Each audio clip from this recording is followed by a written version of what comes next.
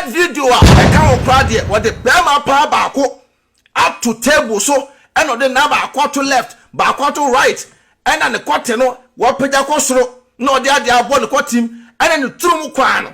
turumu kwa no abrante we apunkotodwe ewo ne yoko bema ayase ena ode ne katerema Tafrɛ Trumu ba bia ye ne fa no abusu ampanifo ne ka o bi se ewiase ati se obeye nwuna na waye nwunu na obeye hyeso anu ayde na waye hye na motromo dodie enye ade abaye wo wiase bia no so anya manipa ehunu a daachi bia be de bepie ade nta bekasa yenu abrante oda hoyi ye friend say Hayford ya abrante bia ene ye se bi okọ TikTok no so ene Instagram no mo Twitter no so dia ene abrante de se ne opagya na de ewo gym nie aha wate ase na mai ebika o sabi oya be crash oya me say wate ase e ma de bi nyina test ne se omoni ye de edge ne ho e medru mebi mpo oba be di abaya bi atam e body shemi abaya no se na akom ene nkyeremu sa abrante ono de se yawo be ma sa wo ne oba enna no ono de why na do say mema eno e do be form to wasa de ketere ma we asa Tafrɛ Trumu na ni video apie ni link video apie a strong video mi asa pa menko ba bia e be video sunu nyina de e wa ha maka chem sa Adwenepahene 2024 ye ni agro de hia so be share video no no why de no like de e da maye na na papa ene ni nua be ma ehunu sa video sunu wa bonten no enuoma omo da branch FM e wo mu fie ho no abusu be jonsem ye ni ka go video na ne papa ne ni nua be ma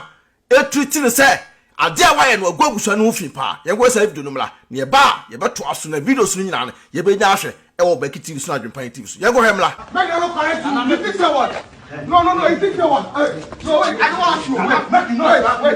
wait so you let me come back why you want fight you let me come back slap me my ear no I think I don't complain I dey correct you I want make you remember today and date don't fucking fuck around who the fuck you think you are or you think say what yeah slap you Hayford enua ene ne papa video a ekwan model branch and air so ofio no se mu nyina mahunu papa ne se wawo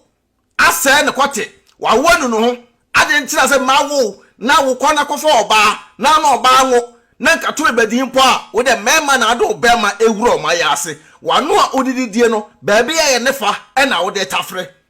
bema tenten gram a wo gira kama sei aka wo da abusuamu aka wo di abusuamu aka ye no o jimi a wo jimi na de dia Ghana for ebre ani abra branch esu enie asere be ko no ka tap send edamount tap edwuma de ku a o maso ya snap so send niska efira ma na de ko Ghana tap app na me ka for dem out first time app na be hia e promo code Adwenepahene no obagu be nya discount kama so ati ase mesra munyu so tap app no na eye pa na me ka for Destiny roofing and steel trusses Destiny be board down so but down so board part the whole Ghana the whole Africa Destiny roofing and steel trusses o me board down so the edama o come so dini Adwenepahene answer be TV 30 years warranty for free na me ka for Announce Boy Enterprise e ban all type of POP so Announce Boy POP yo po the edama your friend POP doctor Announce Boy eno no okona so dini Adwenepahene answer be TV abuso abrante your friend Hayford yi hu nsema abeto abonten na ewiase yesese oya ade na se da bia ne ka kiro na se wuntie dia ene okwa ante ade abrante we ene Ghana fo ni abrante we so pa na e npa bebre de se abrante ne video we aye de apia bonten because abrante ne aye ne wo se ono no de okokana sam krompo na wo so onde ono no se bi onye ge oni Trumu but se no ne ade a abrante we ye na one abrante we ngasa no or girlfriend e ho na girlfriend kwan se me be piepie mboti ni nyina na abrante we esane ema bia omo ya mema mada no mo ma ene nante ye frɛ ebi akua sexy e wo TikTok o nyina ene o hwa afre ya wo da ho ya what to say bema pa bema ene wati ma hye week aye no ho saa ene o de nenam nti wo ya bema na wa hu na go hia saa nipa we ya ubanu so obudo betena ko hye wan kona akisi no afefe na no obedu dem no na ne kote ene danase wo de abro so de abre wo de ko wura he ne Trumu na adbe wura na saa no ma we se nyina no ekwa benefa so pie abrante efre no Hayford yi ekodi di gay bi atem gay bi eba ne comment ase be ka kire se abrante we de mani je ho pa so ate ase ena abrante no etwe gay no be si wo ene yesi nso boodi ani jai odidi gay na tem ebodi semi gay no e ka kire gay se onya ne class onya ne type jina ma fo nim se oh e bia the way akoi epeja na die the way akoi e dey epeja no ho social media no so no e bia no ntina abrante no yesa se na ono de se wo yo ba pod ne be ma be wura wa ya se pa de lalai e ho nye ne taste enti abrante videos apie baako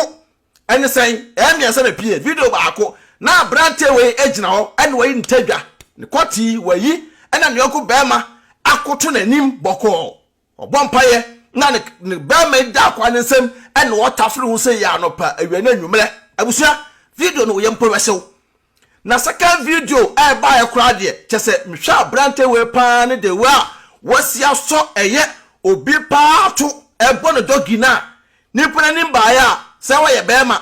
kyerese ne turum ena wo di ne saa na abrante we wo gyina hoi na nti saa de na wo ye no wa manipa ehunu wo ne kan manipa de ehunu se meme de miege adwuma me ye nie na obi anyuntum but wo mo de esusu mpo a wo se da bi enya no korɛ na third video a e kan wo kra de wo de bema pa baako up to table so eno de na baako to left baako to right ena ne kote no wo pagya ko soro na ode ade abo ne kotim ena ne turumu kwa no abrante we apunkotodwe ewo ne yoko bema ayase ena ode ne katrema Tafrɛ ne Trumu ba bia ye ne fa no ehwe na abrante we koto ena wo Tafrɛ na me hwe video na esasa abrante we kesi na bo ebu no prepra no because we jimmy to the nonsense point say bema kama say ugina hoi wa wo se wonye ge na obi a wonye ge nti de ba ade na beba mu a afred ye woni mema ena de da rough wo so kwai se wo girlfriend na busa we ni nyina no sa video so apie ye no ena afred ye abrante no na dwene ye no say na hwan ena de sa video so apie ye say according to nhwehwemu a Beki TV na Adwenepahene TV yan sa kan say abrante we na nkasa no o sugar mama bi wo ho a we amaame no ena push abrante no ediska de epuapu ano ema ne ye saa ne o ma no nta according to source so kra sugar mama na nkasa so no o hwe ono so no saa ema de lesbianism ya hwe ono so ye de o ka ho bi nti sugar mama no ena kira abrante no say ena de me pese wo ye we mama menim se maame no o de koya spiritual ne o ma so de o de nya skills say menim nti o ka kira abrante say ne pese o ko che bema na one ne da na o send video bra me ene akwa we kwa no abre ne kwati no di nipa no tunum no a video na akoma sugar mama no na sugar mama na sa afre no say ne pese o kisi o yoko bema na send fa bra me na kwa we akọ na ne jimi ne ntikoto ne kwase animu no akọgyina no akọ ene bema o friday akọ kisi na wa send video na akoma sugar mama no na we na sugar mama no ene abrante we ebenya wantwi akwan fa so video no ebedi ye ho nyina no woni abrante we enya wantwi na wantwi nim no ena abrante no etanso o disrespect sugar mama no because nim say oh my man dey o ma miska rough nti nya de a me dey me say abedem ho abafo mama me ne biem abusan buafu me buafu pa because me hebe ma ye ogina ho ya a wodi sa nya mra sem na ko da ka nipa hu no wo da ma nipa hu no ena sugar mama no a drop videos no na videos no ta abontene de enya abrante no afei na say ne girlfriend no abeti ase say akom ne nkyeremu say me de wo be for me as o girlfriend ena wo de me show off keke wo de me kyerɛ wiase say o girl ne me enna krompo no one me na say me busa o sa de tan me na wo stress wo ye say da bia so gyina gym a wo ye videos wo club to club a wo sa me hunu say wo ne amanfo bi na mo a me suspect wo me ka wo da bia social media ne oma it is say wo ne yonko mema ena so na mo de da rough eno ntina me sabio me your girlfriend no one me na nti me ne de wo de me kyerɛ obusuafo keke sabio me na ne me to da acho be wale me ko gina me ko grant interview so wale ni nyina no na wo ne me na wo nti say de wo ye ni nyina no na wo de me kyerɛ wiase keke na ofo sumase akodi Trumu etabusa girl ne bu afu ye pa ama girl no ensa ka video na girl test boy no ka tell sa brante sa wo de oso jimi ni de me hunu bi da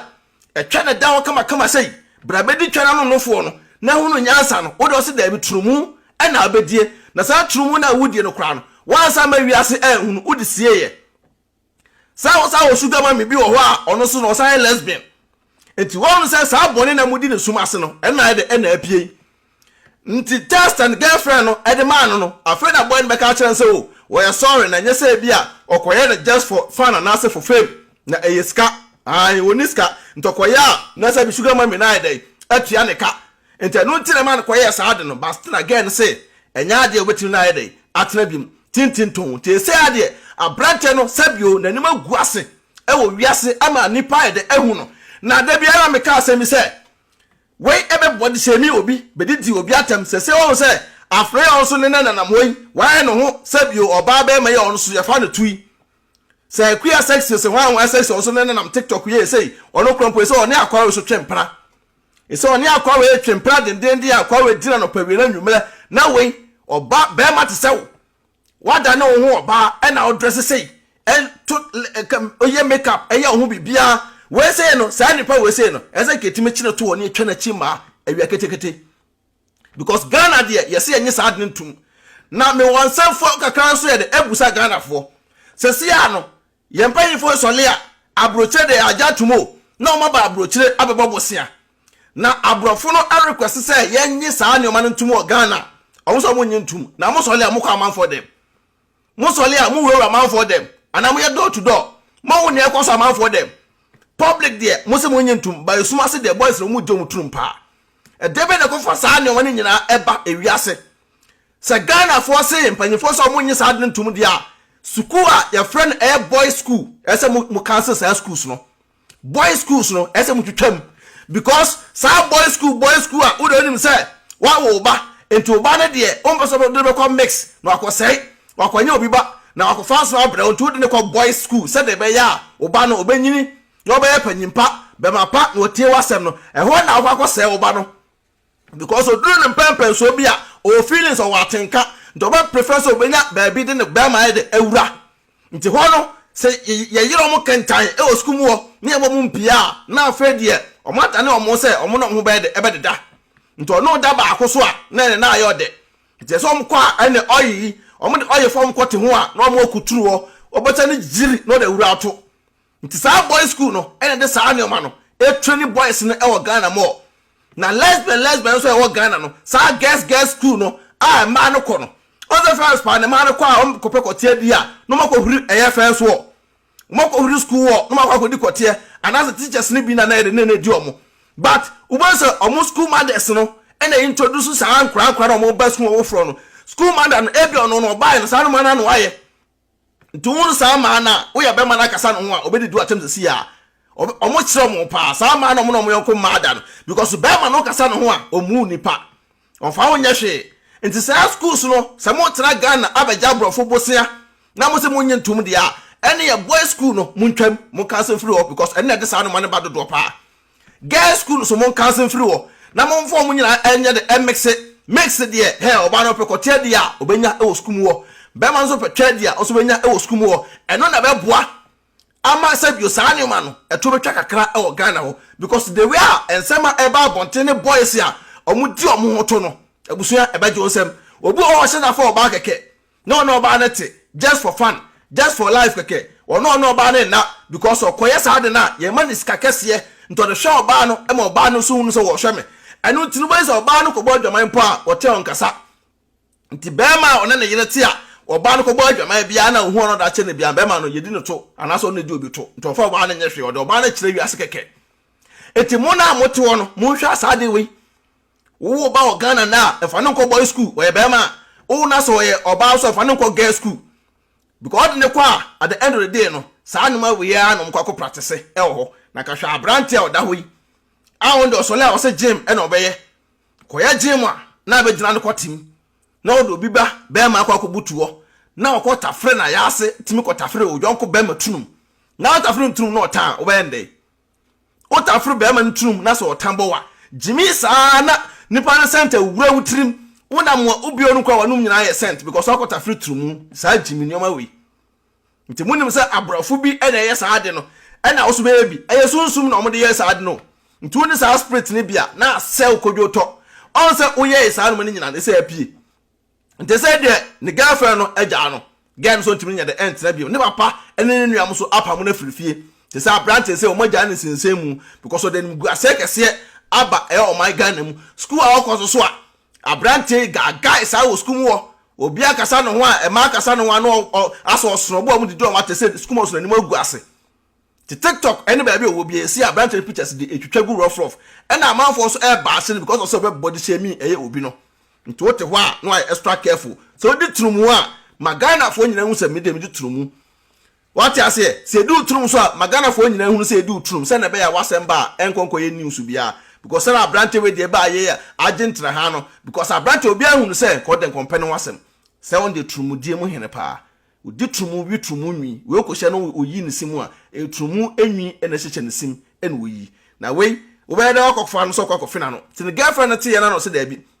say anu fi am afi hu nyina sem ko dentist ni tin ko yi Trumu say ye wo huru me yam said the beya sa Trumu nwi na akọ Tafrɛ ni nyina meso ma beta Tafrɛ onum no ni nyina be firi mu ayde akọ te se na brante nsem abeto abonten no 2024 we Bɛshyɛ TV na Adwenepahene TV nsem a ede nsem amu hwam ene be sole ne da da bron to ba so ade abeya say be subscribe to our YouTube channel Bɛshyɛ TV or Adwenepahene TV so ede e wo honum TikTok ba bia ya je wafa videos e be tag no e ya aboafo maso yasene ukomaso yeso ade opa bia wo sabeka edi na ye ba gope Adwenepahene nkrata mu kinkon peace out. Odo, mi ko kroma ba o. Na mpato ko edo he ma. Mi wo fa bie mo se me send ni ska wo Ghana. Ah, ma me na so wo fa send ni ska ni kwa so ko krom. Na ma ye ne dey. Tina me send there. E kwa be to na me. Me announce tap nka. Dia. Tap send. Na no so ye dia. Apo aba obia da no dugu ne phone so. Na wo dey register the send ska kofi. Ayente na hwe. Sa. Na wo kwa bo ko trace ka extra. Ma me srew. Me kan for tap send amount. So you so iPhone and also betam no app store no download the go phone so Android phone so no Google Play no download the go phone so mesrew and I was send so mesrew o first transaction be no we so we hear promo code no so about Adwenepahene Adwenepahene e go yes ntimpacho wo bogu a wo Europe kwa do benya €5 free before the some party for some can tap send at amount wo America so Canada dia mama $10 to miss now man how oba ho for say en kwa ponte no bia kwaso pe mpacho wo biara no na eko some kwa ponte de mama download this see atena fie mpacho na relax na won se mpie kwa ponte bi mi hu say me kwa ponte mama na dia ayem de kwampo ni say first for no musu credit card nkoma enya dia tap Paul amante mo se dikanfo obehu ye mobo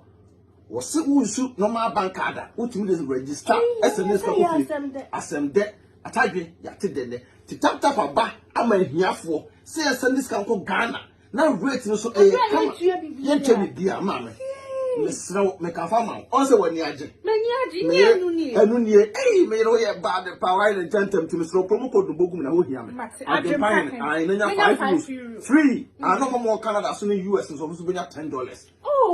say your day me ade for the uni se me ai na tap ye kama tap send abusia rate mu hene sister na ko be me say bra ka me ba wo asema ato me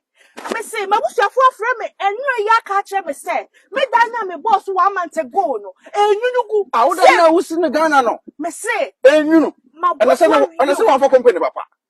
company be na ko for sister ade wanted Destiny Roofing and Steel Trusses enka omo ye Hayford Destiny Roofing and Steel Trusses omo Ghana sister e ban down so border number 1 and omo sign e border so 30 years warranty 30 years na we can unique Destiny Roofing and Steel Trusses the common esa ko pass aboss amawo ena tie omo be border no so a omo ba free estimate ena omo dan so omo boss e ma wo say kimu a omo yusu nade sister ena omo say yusu nua enua no omo sa shen adroma no say pika empro enkan kan po roma empro nya hwe na wo tia brochire ena wo kofa carpenter ni bi o hye enkwanche ko border so wa bra Destiny Roofing and Steel Trusses ewo sister mesrew udru Accra say pe uko kan se pokuase amamole Canada Junction Accra pokuase ya amamole Canada Junction udru wa wo so pe Destiny Roofing and Steel Trusses sister o matuka akoye free estimate da man obi ate aburo ena kofa carpenter ni o hye sister mesrew me kan fo da man nti we den ha honkra e wo so aboka enya hwe but Destiny ebe je wonkwa Destiny ebe ma bibia to ukwa wo se opese obuge estimator wo ho beto nti dine Adwenepahene TV na se Bɛshyɛ TV wo bo say di we kire mo sister o mato mo ase ahwo kama na obi a wo te aburo kire aboka asida ena won for Destiny Roofing and Steel Trusses e mo da so sister me kan fo da ma ha honkra yes number omo number e na go screen so no omo email address na go screen so e twa gu no so atese omo board dan so ama 30 years warranty 30 years bi wo na we na nti wo ha mo sa sister mesro on board down so ma wa on e che kula